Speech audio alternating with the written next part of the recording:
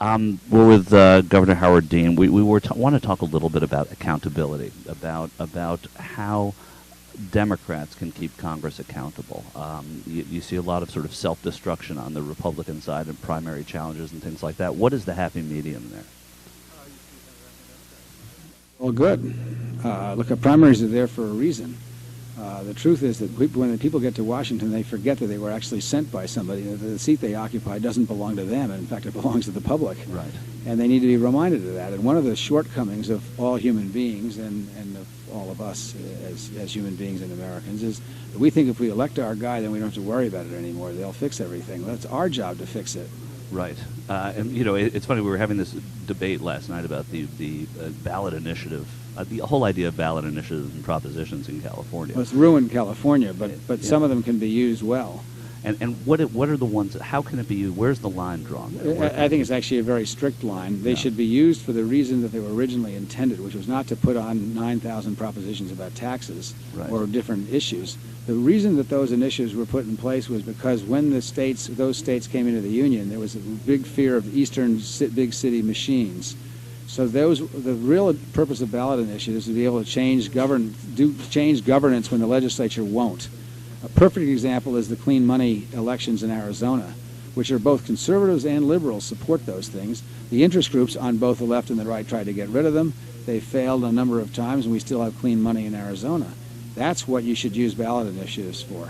And the reason I say it is because as someone who is educated in the process, I read this stuff and I don't even know what they're talking about. Well, California has been is on the edge of collapse for two reasons. One is this hyper-partisan, ridiculous legislature that scratches each other's back. Although I have to blame the Republicans more, of course, because they're just not interested in working with anybody. They're just no. Right. Yeah. And then the other is this ridiculous ballot initiative problem, which was very attractive in the beginning.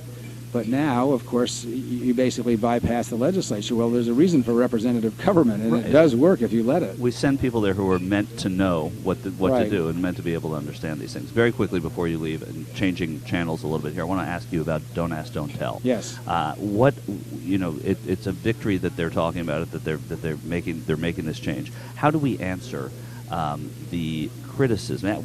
Talk about that as a civil rights issue, and the criticism that people are saying, why aren't we letting the military study this before we vote on it? There's two reasons for that.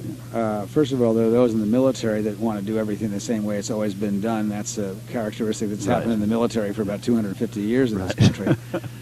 Secondly, we're going to lose some seats. And, even if we have a majority, there may not be enough Democrats who are willing to do the right thing. Now, the overwhelming majority of Americans believes that you ought to be able to serve in the armed services of this country if you're fit. And being gay does not mean you're not fit. And I think people have seen this ridiculous spectacle of firing people who can speak Arabic, putting ourselves at risk because they happen to be gay. I mean, the time that people are going to discriminate against people because they're gay is passing very quickly. I don't know anybody who's younger than 35 who gives any of this a second thought.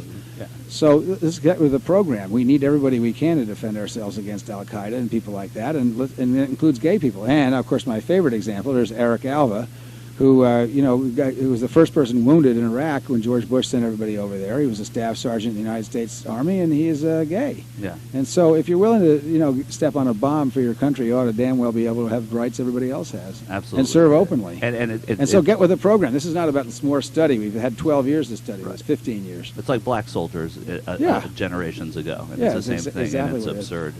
You have an agenda. I have one, too. Yeah. I want to talk about the financial services bill. Let's hear it.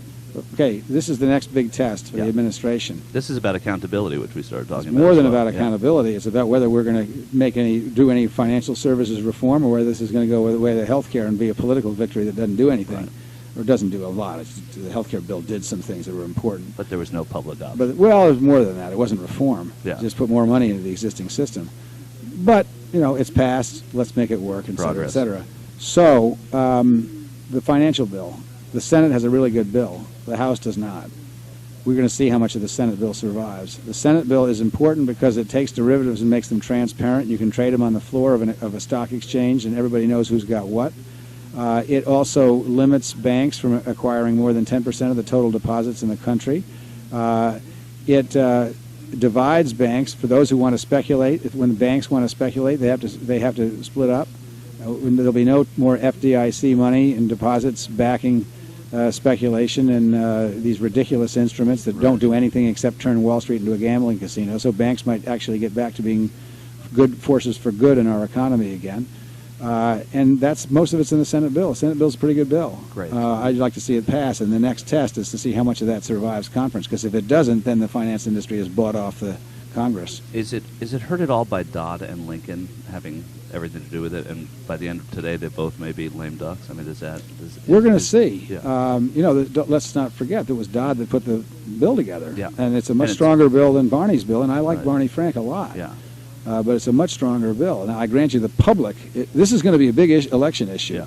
Because the health care has already been a big election issue, and there have been a bunch of people who have been sidelined because of that. Yeah. That is nothing compared to the left and right getting together to go after people who screw up the Senate bill. So if they don't pass a really strong bill, they're going to have a lot of explaining to do. And I'm particularly looking at the Republicans who filibustered the bill and tried to kill it in the first place and claimed they were doing it because it wasn't strong enough, which is hooey.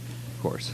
Shockingly, it's Yeah. hooey. Yeah. All right. Well, Governor, thanks so much for My stopping pleasure. by. I know you're harried today, and we're really glad you stopped by. Thanks a lot. We'll see you See soon. ya. All right.